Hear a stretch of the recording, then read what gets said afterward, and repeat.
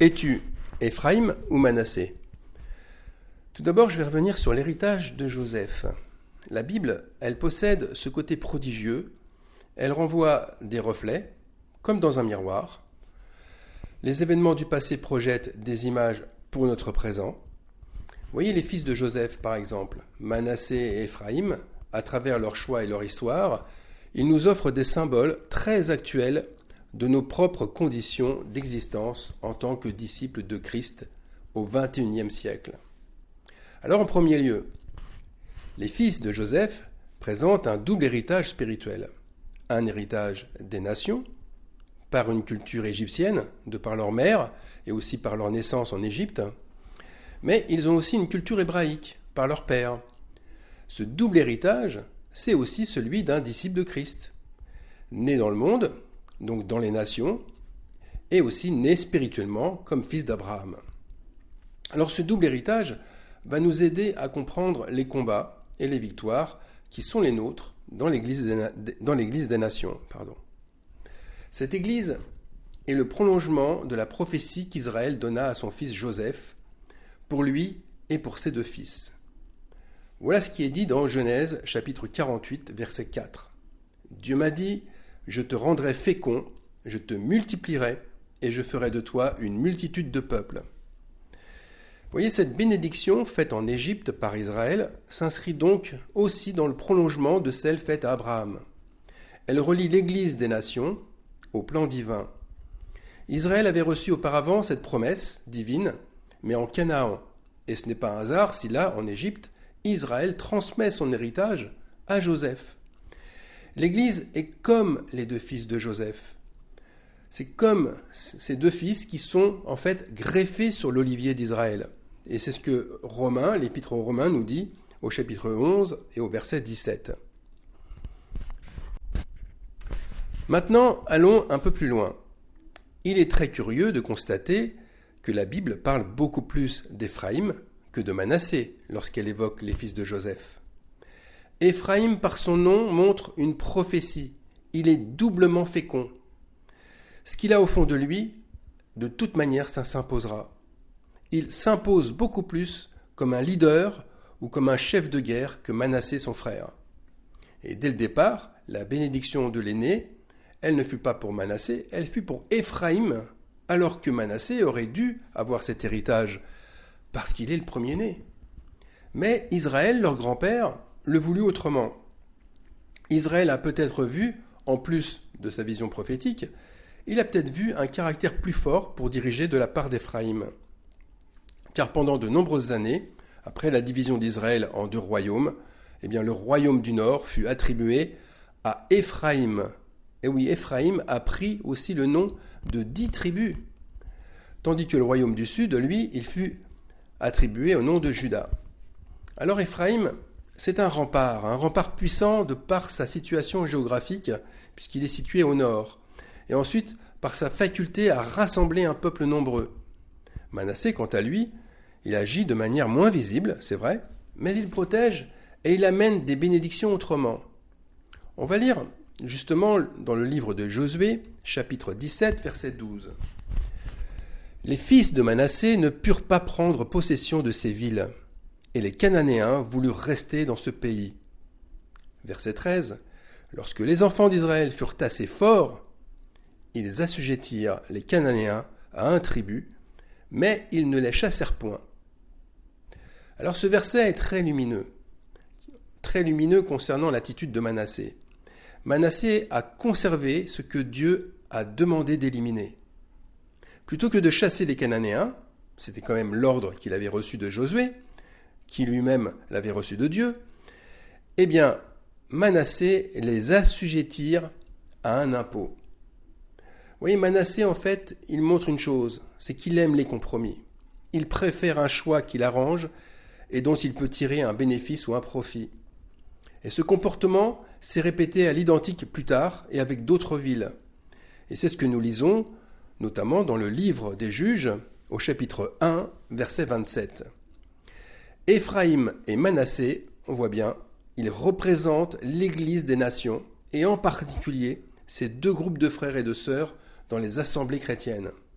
Éphraïm, c'est un groupe de leaders très conquérants, qui aiment influencer et qui aiment se montrer très actifs et entreprenants. Quant à Osée, et là on le lit justement dans Osée chapitre 13, verset 1, qui le décrit ainsi.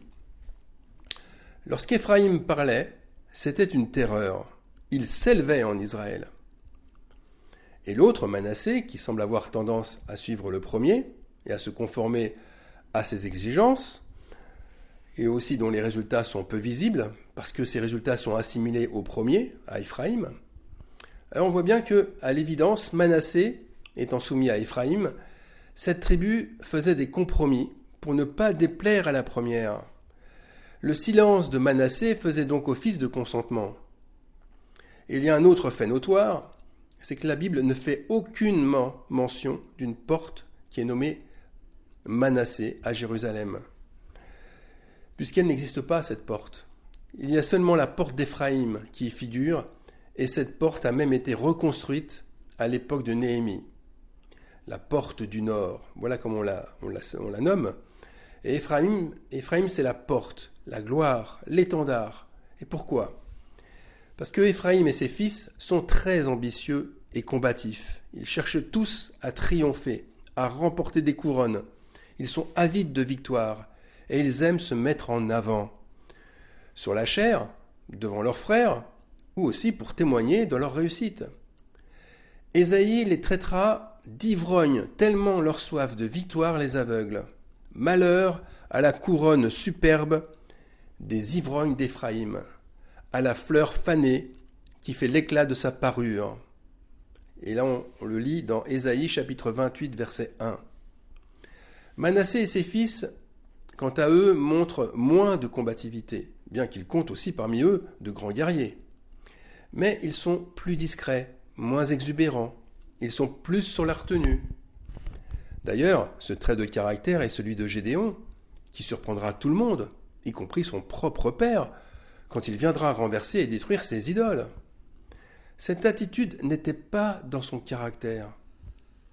Et Gédéon, d'ailleurs, il dit à l'ange, « Voici, ma famille est la plus pauvre en Manassé, et je suis le plus petit, donc le plus faible, dans la maison de mon père. » Et par la suite, ceux d'Éphraïm reprochèrent à Gédéon justement de ne pas les avoir placés à leur rang pour la guerre. Poussés par un excès de confiance en eux-mêmes, ils estimaient que c'était à eux d'être aux premières places. Voilà ce qui est écrit. Les hommes d'Éphraïm dirent à Gédéon, « Que signifie cette manière d'agir envers nous ? Pourquoi ne pas nous avoir appelés quand tu es allé combattre Madian ?» Et ils eurent avec lui une violente querelle. On voit bien que la colère des hommes d'Éphraïm s'est apaisée uniquement et quand Gédéon, très intelligemment d'ailleurs, leur a montré qu'ils avaient remporté des victoires prestigieuses et bien visibles. C'est entre vos mains que Dieu a livré les chefs de Madian, Oreb et Zeb. Qu'ai-je donc pu faire en comparaison de vous ? Lorsqu'ils lui parlaient ainsi, leur colère contre lui s'apaisa. Alors quoi qu'il en soit, le péché d'Éphraïm n'est pas supérieur à celui de Manassé. Leur désobéissance est réelle pour tous les deux. Mais ils désobéissent différemment. Éphraïm, il aime le pouvoir et il le prend directement. Il impose, il dicte ses propres règles. Il influence fortement son prochain. C'est aussi son châtiment. Parce que Osée, le prophète, nous le dit dans Osée 9, verset 3, il dit qu'il retournera en Égypte et que ce sera sa mort. On comprend qu'il retournera de manière spirituelle en Égypte. Manassé, lui, se livre sans cesse à des compromis avec le péché. Mais sa rébellion est moins visible, elle est plus cachée, parce qu'elle est moins exprimée, elle est moins extériorisée publiquement. Alors il n'est pas question ici de dire que l'un est meilleur que l'autre, ou que le premier est pire que le deuxième. Le poids de la désobéissance est le même. Ils seront ennemis de la maison de Dieu, parce que plongés dans la corruption, ils sont devenus abominables, comme l'objet de leur amour. Là, je n'invente rien, c'est Osée, chapitre 9, des versets 8 à 11. Or, parmi les membres de chaque tribu, tous deux auront une partie rajoutée au bois de Juda. Dans les faits, des élus sortiront des deux groupes de croyants.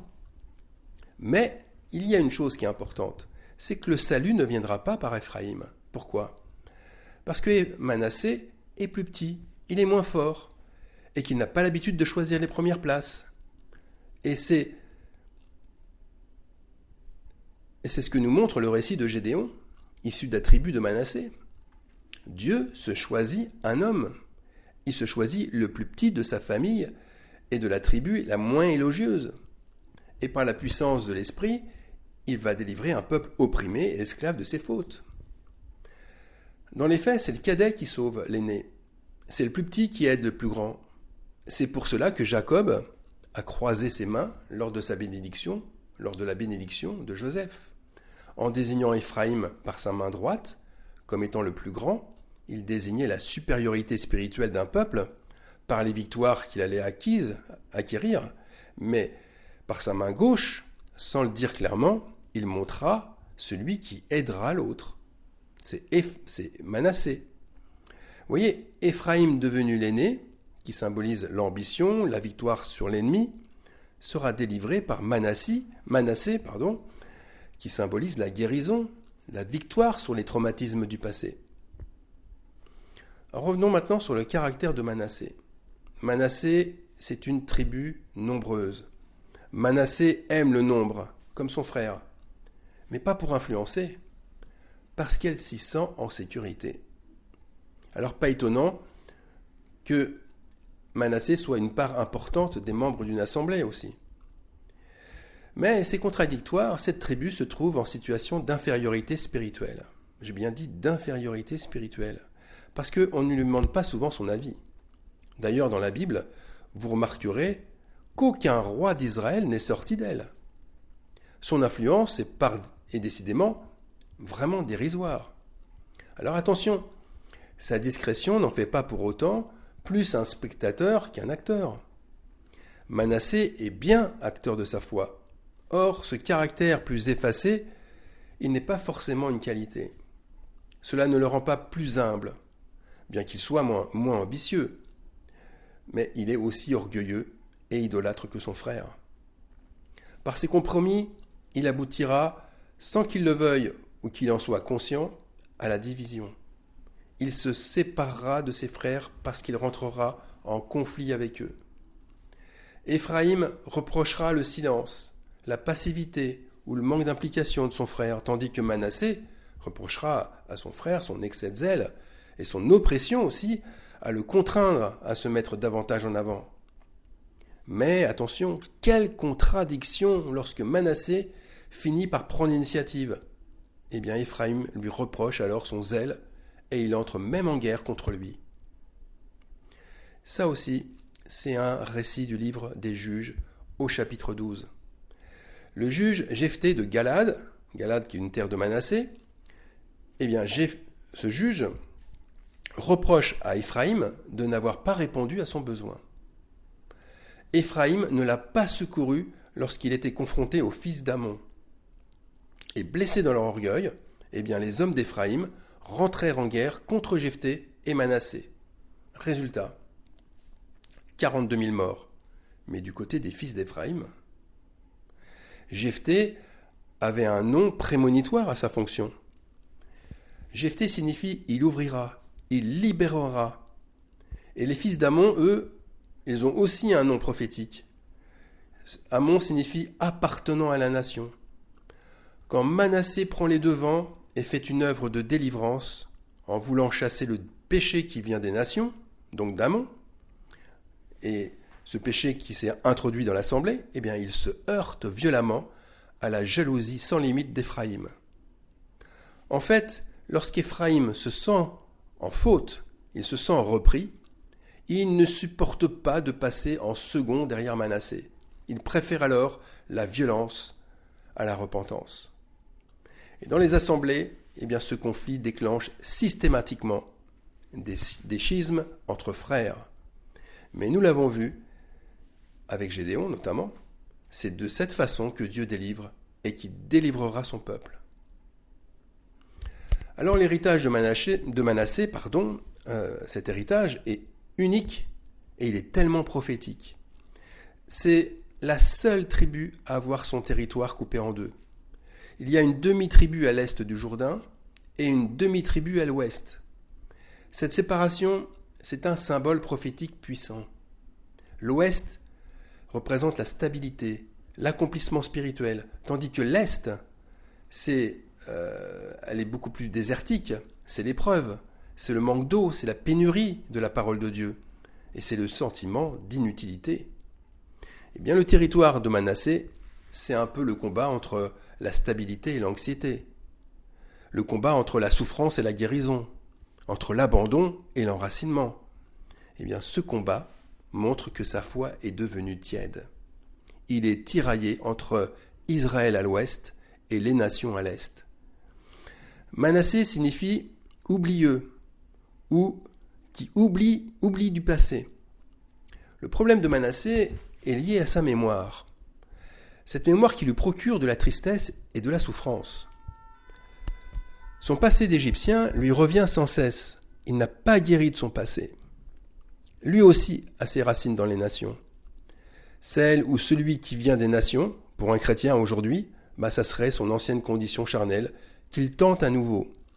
Mais son passé l'aide aussi à se souvenir de ce que aime Dieu véritablement. Quel sacrifice il agrée le plus. Manassé nous rappelle que Dieu guérit le passé, mais qu'il attend que nous marchions pleinement dans l'appel que nous avons reçu, sans vivre moitié dans l'esprit, moitié dans les nations. Alors, es-tu Éphraïm ou Manassé ? Surtout, je vous dirais, ne faites pas de comparaison. Ne vous dites pas en lisant mon message « Ah bien, là, moi je suis de la tribu de Manassé. » C'est ce que je pourrais me dire à moi-même. Et puis d'autres diront « Non, moi, c'est plutôt Éphraïm, ma tribu. » Le but, c'est vrai, c'est de voir nos origines, de comprendre notre caractère et notre comportement, de savoir d'où il vient. Mais avant tout, c'est l'avenir le plus important. Et l'avenir, c'est le bois de Juda sur lequel nous sommes greffés. Nous sommes une nouvelle créature en Christ.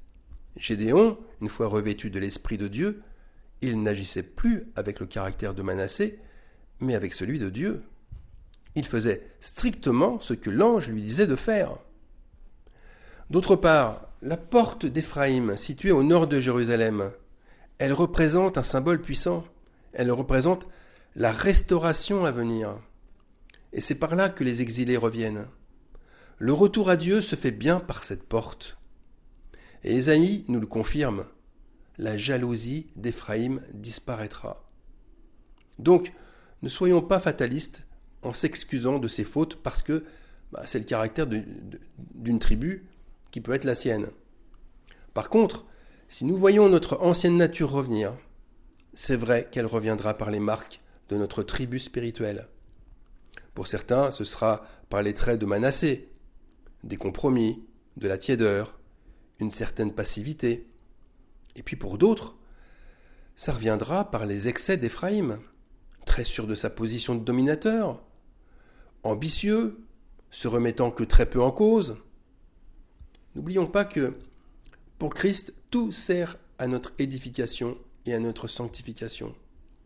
Loin de nous enfermer dans un rôle ou un caractère, Dieu nous libère de tous ces carcans pour que nous manifestions notre vraie nature.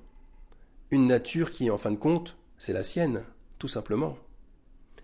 C'est quand nous adoptons Judas, et non pas la tribu, mais l'autorité de Christ, que son caractère prend forme en nous. Et pour moi, je suis quelqu'un qui a été formé dans l'héritage d'Éphraïm. J'ai guéri dans Manassé. Et je cherche aujourd'hui à marcher avec le sceptre de Juda. Amen.